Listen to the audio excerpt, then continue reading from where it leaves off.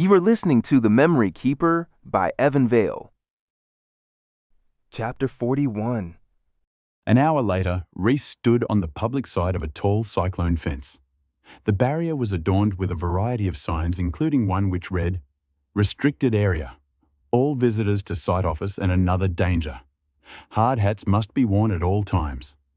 Inside the fence lay the muddy turmoil of a construction site, a dirt wasteland swarming with workers and vehicles.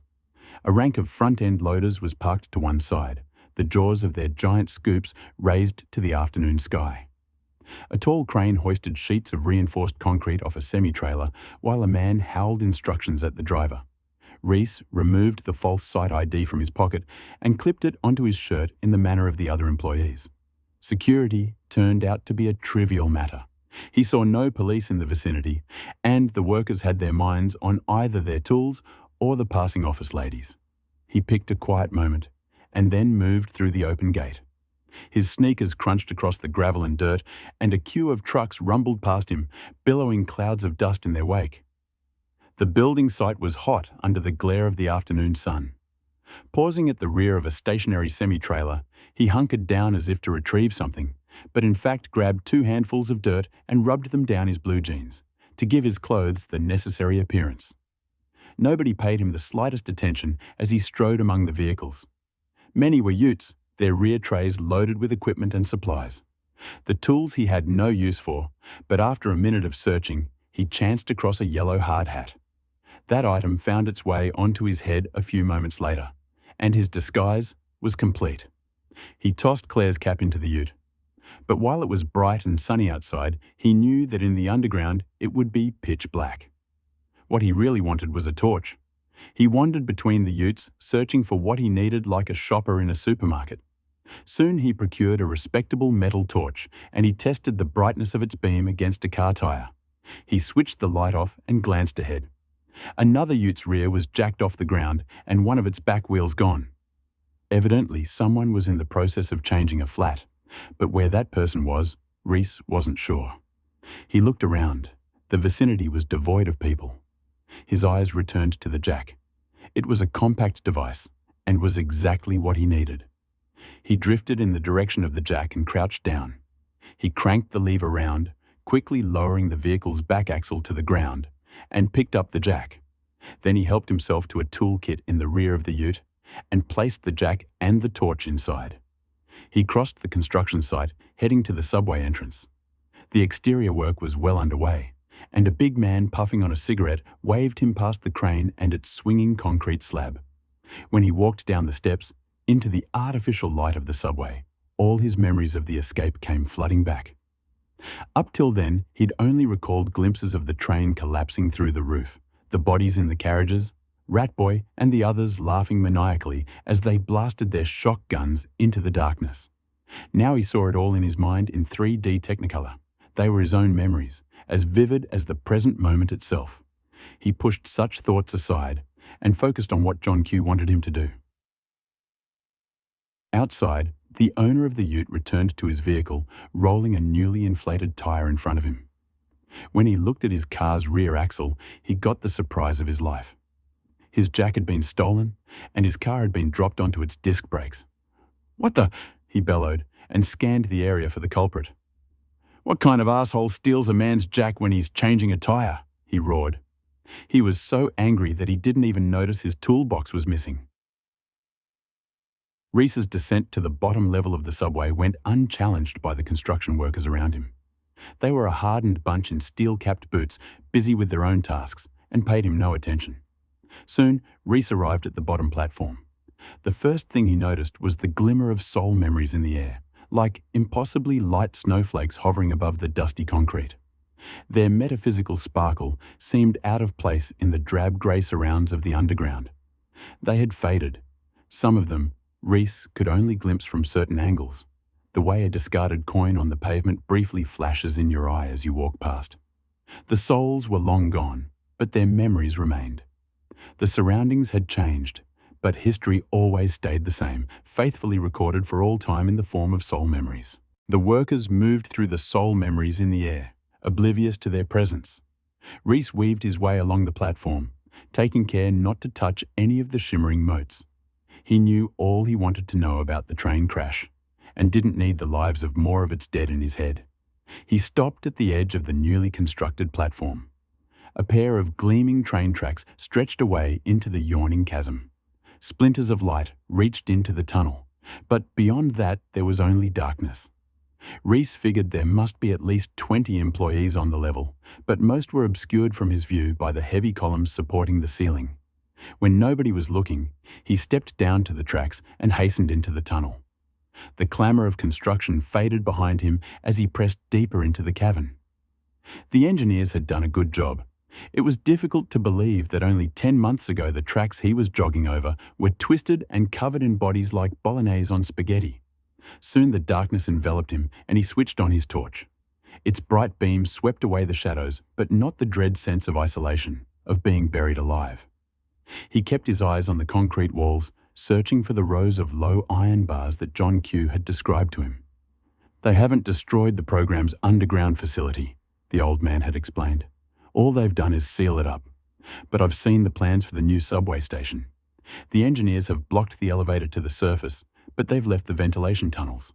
Those tunnels are protected by iron bars. Find a way to bend the bars, and you can get back into the program." Find a way to bend the bars, he says. Terrific. The trick was how to do it. Reece hoped the carjack would be equal to the challenge.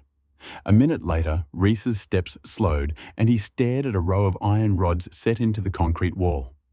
Putting the toolbox down, he shone the torch into the hole in the wall. Just behind the bars stood a huge fan, as massive as an aeroplane propeller. Its stationary blades were festooned with a layer of cobwebs and dust, and didn't look like they'd moved since the night of the escape. Reece pointed his light at the discoloured blades and realised they were smeared with red. Though he had no way of knowing it, he was crouched at duct fan number 8, the very same one that Ratboy had jammed using Zephyr's body. Working quickly, he positioned the jack between two central bars and started to crank the lever over. The bars slowly began to buckle outward. The iron creaked and groaned in protest.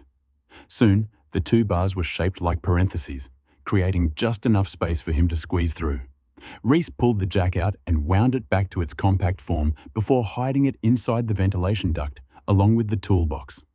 He didn't want any curious workmen to wander down the tunnel and stumble over the equipment on the tracks. He left the hard hat too, but kept the torch for what was to come. He pointed the bright beam of light into the enormous ventilation duct. Somewhere, deep inside that labyrinth, through that landscape of terrible corridors and hallways, he would find what he wanted. John Q had asked him to identify the murderer of the lady at the Plaza Hotel. Reece had spoken to the old man at length, describing the killer's physical appearance. John Q suspected he could put a name to the face: the Deacon. Yet in all of his years in the program, Reece had never seen the Deacon. None of the inmates had, as far as he knew. So he and John Q could exchange all the words in the dictionary and still never really know if the young woman's killer was the Deacon. There was only one way to be sure. Reece had a mental image of the killer in his head, and now he needed a mental image of the Deacon. And to get that, he needed to return to the program and find the sole memory of someone who had seen the Deacon before the escape. A staff member, a doctor, a guard, or the director. He was a man who deserved many things, but perhaps most of all, he deserved to be forgotten. That was a punishment Reece had gladly granted when he'd witnessed Ratboy and the others throw the director to his death. Reece remembered his own promise at that moment. "Your memories die with you, director. Nobody wants to remember you." But now, the director's mind contained the information Reece needed. The ex-program inmate had no choice. If he wanted to catch the Deacon, he had to go back for the director. He slid through the opening between the bars and ducked beneath the unmoving fan blades. The dusty floor sloped downward, and at the bottom, Reece saw a tangle of decomposing limbs. Some morbid part of his brain mentally assembled the pieces like a jigsaw puzzle and determined they summed to a whole body minus the head. There were no soul memories in the duct, so the man must have died elsewhere. Reece moved on. He wasn't sure who the inmate was and didn't pause to consider the mystery. The ventilation tunnels narrowed as he continued, and soon he had to bend over and shuffle along. The rats in the tunnels were as big as his feet and followed him with their shiny rodent eyes, squeaking and hissing when he kicked them aside. Every so often he heard other sounds from far away, deep within the facility. Sounds that couldn't have been made by rats. Sounds that had nothing to do with the construction occurring above. Whether they were the shrieks and cries of things alive, or just inexplicable echoes from within the concrete, Reece couldn't tell. But they seemed like sounds that didn't belong in an empty subterranean cavern. The metal floor was punctuated by gaping vertical shafts, some short, others deep like wells. He shone his torch down each and descended through the shorter ones to the lower regions of the ventilation system. The rats trailing his progress would stop at the rim and squeak in protest, sniffing at the stale air and watching their quarry get away.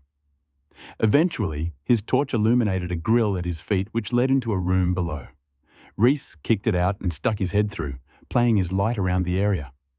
The walls were charred and blackened, and the linoleum floor had crinkled up like dead autumn leaves. Reece remembered Ratboy and the others blasting the flammable drums with their shock guns and the explosion which followed. The air smelt musty, burned, but better than in the ducts. Several filing cabinets lay on their sides like fallen dominoes, their drawers open and empty. The door was a warped plank of wood, shaped like the surface of a carnival funhouse mirror. Reece lowered himself to the crispy linoleum floor and opened the door a crack. A corridor, one of many. Small claws scampered away into the darkness. He waved them away with his bright light until he felt satisfied that they understood he was at the top of the food chain. It took him a minute to get his bearings. The corridors and stairwells contained markings to help him on his way. Melted concrete had dripped down the walls like lava from a volcano, and the floor was slippery with soot. He drifted through the scorched hallways like a ghost in his sphere of light. He remembered that the director had been killed on level 6, and he descended through the labyrinth in that direction. Twice he paused, listening carefully, sure that he had detected something moving behind him, something bigger than a rat. But he forgot about it when he sighted the blue shimmer of a soul memory at the end of the corridor. He stopped at the crumbling edge of the precipice, staring out into the space where the train had once lain. The soul memory hovered there in the air, in the precise location where the director's evil soul had been sucked into another plane of existence. But now the carriages were gone, evidently having been removed by the engineers. What remained was the monstrous, jagged slice down the center of the facility, a dark void with seemingly no bottom. The pinpricks of light were beyond Reece's reach, and the concrete ravine spanned 8 meters from one side to the other. Suddenly, there was a soft noise from behind him. Reece spun, pointing his torch into the darkness. To his horror, he saw a dozen men and women ambling toward him, a walking barrier of filth. They flinched like the rodents when he shone the light at them, but they quickly hurried forward, their hair matted and their clothes in tatters. They looked awful, more animal than human, snorting and groaning and cackling like hyenas. Perhaps between the 12 of them, they might have had a mouthful of teeth. Their hands clawed at the air, and their breath was fetid even at that range. Reece stared out at the director's soul memory, calculating his opportunity. He would make it if he jumped, but he would have to land on level 7, many meters below. One glance back at the hungry humanity coming his way convinced him, and he jumped. His leap carried him straight into the constellation of soul memories. He grabbed at their metaphysical luster with both hands and felt the director's memories explode into his brain. For a split second, he forgot about the void, forgot about the vagrants, forgot about gravity. He saw many things in that moment, including an image of the Deacon. Then his sneakers were hanging over nothingness and falling faster and faster. The cold concrete of level 7 snapped his knees up toward his chest. The corridor orbited around his eyes, walls, floor, and ceiling swirling together like liquids in a blender. He rolled reflexively, tumbling on the dusty floor, but miraculously not breaking any bones. Once he had shaken the dizziness from his vision, he stared up at the screaming subhumans on the level above. He wondered who they were and how they had gotten into the facility. There must be other ways in that the engineers hadn't sealed up. Reece suspected that they lived here. The program had become the lair of the homeless. He picked up his torch and ran down the corridor, leaving his howling pursuers behind. He ascended the stairwells to the topmost level, then re-entered the ventilation system through a grill in the ceiling of an office. He had no difficulty finding duct fan 8. In fact, a dried blood trail on the floor of the tunnels led him most of the way. Collecting the toolbox and hard hat at the massive fan, he squeezed through the bars and started back along the train tracks toward the clamour of civilization. As Reece walked, he thought about the Deacon. He thought about those cold, gimlet eyes, the dark orbs that had thrilled in watching the young woman at the Plaza Hotel die. The killer could no longer hide from the world, because now Reece knew exactly what he looked like. Emerging from the underground darkness and into the afternoon sunshine reminded Reece just how much he valued his freedom. He passed by the ute which he'd earlier divested of its jack. He wasn't sure if the owner had returned, but the patter of booted footprints around the car suggested that he had. Reece quickly used the jack to hoist the rear axle of the vehicle up again and dumped the toolbox in the back. Nobody noticed. When he strolled out the front gate, he dropped the yellow hard hat at the fence and kept walking. Then it was time to bid adieu to beautiful Melbourne. He walked the 10 city blocks to the Greyhound bus terminal and booked a ticket to Sydney. His only luggage was the clothes on his back and the memories in his head. Before he departed, he called John Q and told him what he had learned from his sojourn into the program. When the old man asked him where he was headed, he lied. He knew the old coot wouldn't approve of his visiting Claire at the vineyard. Too easy for Vanna to trace, but Reece figured it would be okay. Besides, it would only be for a couple of days, and then he'd be gone. He sighed ruefully at that thought. His life at university had been fun. If only he could find a way to convince Vanna that they were on the same team. Later, he boarded the bus, still wondering if he would ever be truly free. That is the end of this chapter. To listen to the next chapter on YouTube or to purchase the digital ebook from Amazon, see the links in the description.